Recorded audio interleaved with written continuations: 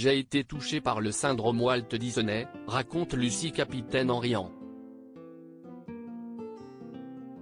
Car si est par la grâce d'un chien, le dalmatien de ses rêves offert par son amoureux en 2015, que la jeune femme a changé de vie. Lucy et Maxime mènent alors à Paris ce qu'on appelle une vie normale, métro, gros, boulot et dodo après la promenade de Luteis le long des quais dans une ville pleine de magie, que je ne renie pas, précise Lucy. Pas plus qu'elle ne renie les diamants qui sont alors son quotidien. La jeune femme travaille dans le marketing de luxe Place Vendôme, épicentre international de la joaillerie. Son compagnon est ingénieur dans le bâtiment. Mais, de balade en balade, Lucy et Maxime soupirent, nos week-ends ont changé. Si est devenu la campagne à tout prix, et vacances en randonnée plutôt qu'à l'étranger. Pour Luteis. Le jour où Maxime est muté à Lyon, Lucy décide de quitter son écrin professionnel après quelques scènes surréalistes, comme le jour où une cliente a fondu en larmes dans la boutique parce que son conjoint refusait de lui offrir des boucles d'oreilles à 200 000 €. À 30 ans, elle n'a pas hésité à retourner au lycée pour devenir éducatrice pour chiens. J'avais envie d'être mon propre patron, d'avoir une activité qui me touche profondément.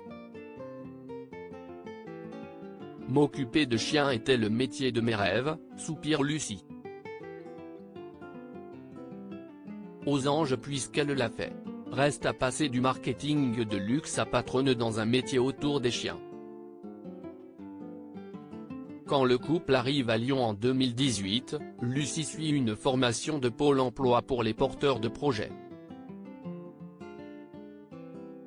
Elle abandonne l'idée trop citadine d'une crèche destinée aux chiens pour celle de pension canine. Et, à 30 ans, elle rejoint des ados sur les bancs du lycée agricole pour se former. Dans sa classe de 17 apprentis, certains s'orientent vers le mouton, la vache ou l'abeille, elle, s'y vers le chien. Luteis elle-même travaille dur puisqu'on apprend sur le tas, avec les chiens des uns et des autres. En juin 2019, Lucy décroche son diplôme d'éducatrice canine. Le même jour, nous avions les clés de la grande maison que nous avions repérée en Ardèche, à 1 heure de Lyon, avec un beau terrain pour mettre en place truffes, moustaches et compagnie, raconte-t-elle, avec le chic de la propriétaire d'un hôtel de luxe. Car ces nouveaux diamants, ce sont ses pensionnaires canins.